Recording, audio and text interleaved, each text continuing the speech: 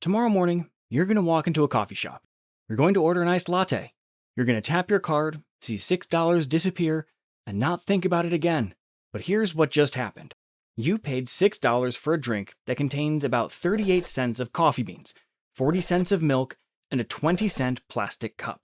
That's roughly $1, maybe $1.10, which means $5 of your money just went somewhere that has absolutely nothing to do with coffee. So, where did it go? Let's start with the building you're standing in. Your coffee shop is not a coffee business. It's a real estate business that happens to sell coffee. What does that mean? It means the single biggest cost of running a coffee shop isn't the coffee. It's the building, the rent, the location, the foot traffic. If you moved the exact same shop to a quiet side street, it would go out of business, even if the coffee was perfect. The business lives and dies based on where it is, not what it serves. Think about where your usual spot is. It's on a busy corner, near a train station, inside a mall, on your way to work. That's not an accident. Maybe you do go out of your way for a latte, but you're more likely to buy one if it's already on your route, and that convenience has a price. A Starbucks in Midtown Manhattan might pay $20,000 to $40,000 a month in rent. Even a small independent shop in a mid-sized city is paying $5,000 to $10,000. Spread that across every drink sold. Rent alone adds 50 cents to $1 to every cup. Then add the espresso machine. A commercial one runs $8,000 to $20,000.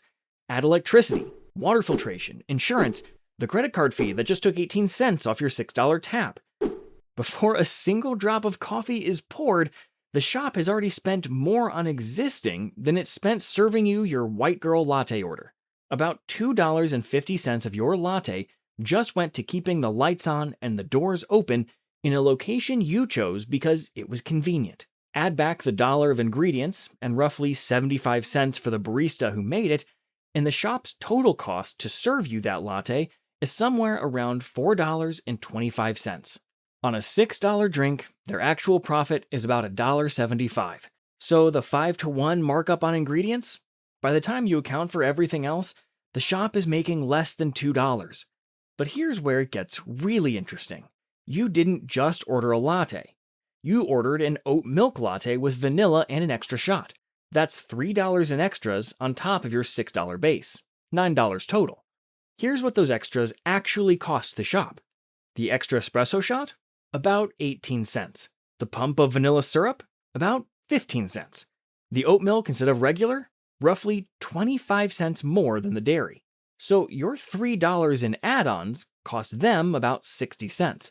That's a 5-to-1 markup on top of a drink that's already marked up 5-to-1.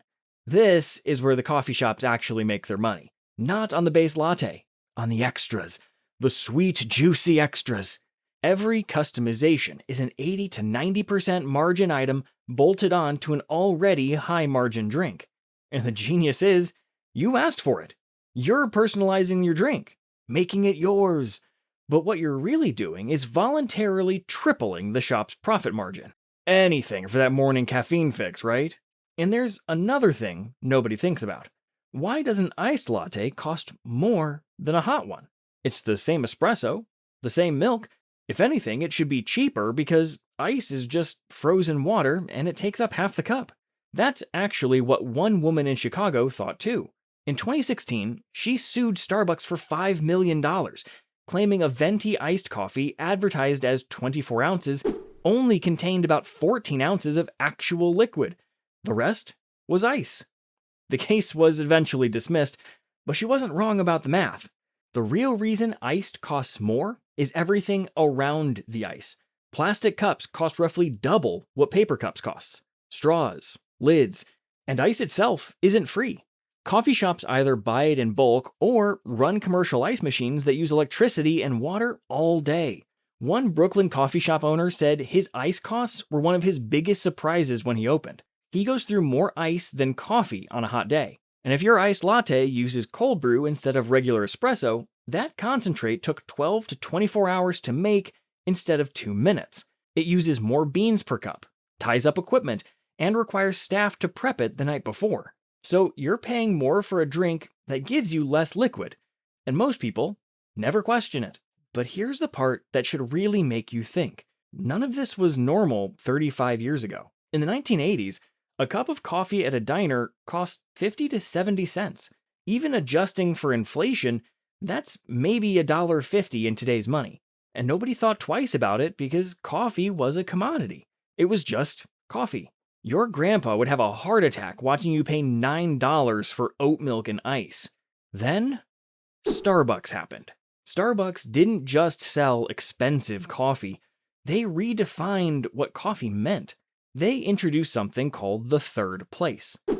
The idea came from a sociologist who argued that every person needs 3 spaces in their life: home, work, and a neutral social space in between. Starbucks made the coffee shop that third space. Comfortable chairs, good music, free Wi-Fi, a place where you could sit for hours and feel like you belonged. And here's the psychology behind it. When you walk into a Starbucks, you're not comparing the price to a diner. You're comparing it to your rent.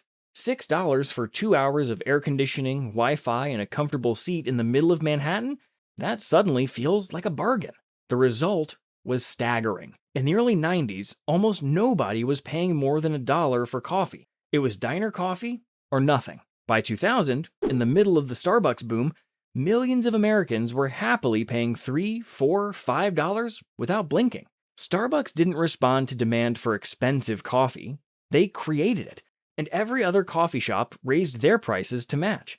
That's called the Starbucks effect. And it's the reason a latte that cost $2 in the year 2000 costs $6 today. But let's leave the coffee shop entirely, because before any of this, your coffee beans went on a journey most people never think about. They were grown on a farm, probably in Colombia, Brazil, or Ethiopia. A farmer planted a coffee tree and then waited 3 to 4 years before it produced a single cherry.